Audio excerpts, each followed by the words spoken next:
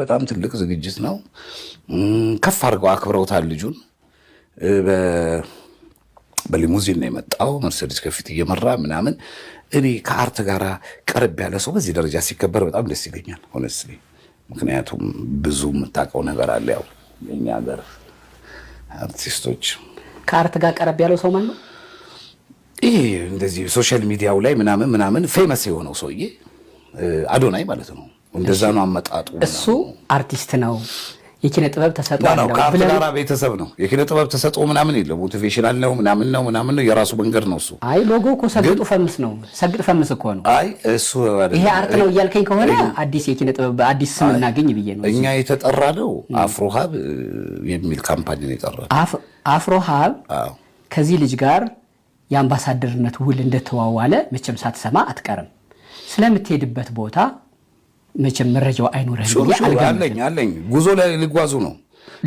ርዕሱ ይሄ አሁን የምትለው ሰግጥ ጉዞ ነው። ሰግጥ ፈምስ ቱር ነው። አንተ በለው እኔ አልለው። ምክንያቱም ቃሉ እያልን ብንጠራው ይሻለኛል። ምክንያቱም እኔም ብዙ እንትን ስላልሆንኩ እሱ ላይ እና ሄድን። ልጁ በጣም ፌመስ ነው።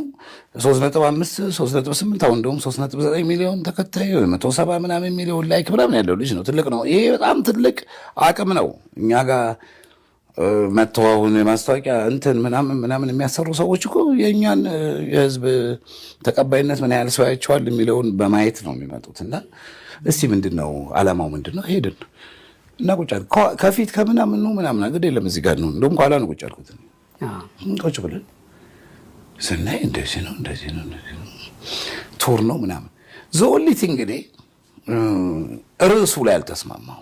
ይሄ የእንትኑ ታይትል ቃሉ እያልኩ ነጥራው መልህን ምክንያቱም ፈቃደኛ ስላልሆንኩ ነው እሱን ለማለት እና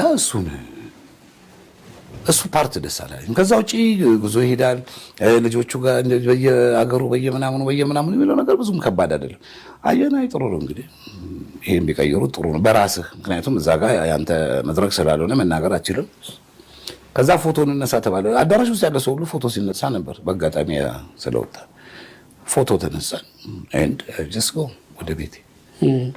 በቃ ይሄው ነው እንደው ዝም ብለህ ጥቅሉ ነገር ይሄው። አዎ ይሄ አንተ ልታቀለው ፈልገህ ነው እንጂ እነማን አንድ ታዋቂ መምህር ናቸው፣ የቅኔ መምህር ናቸው። እና አንድ ቅኔ የማያቀሰው ቅኔ ላድርግ ብሎ ተነሳና ተጫወተበት አሉ። በኋላ እሳቸው ብድግ ብለው ካልሄድኩ አሉ።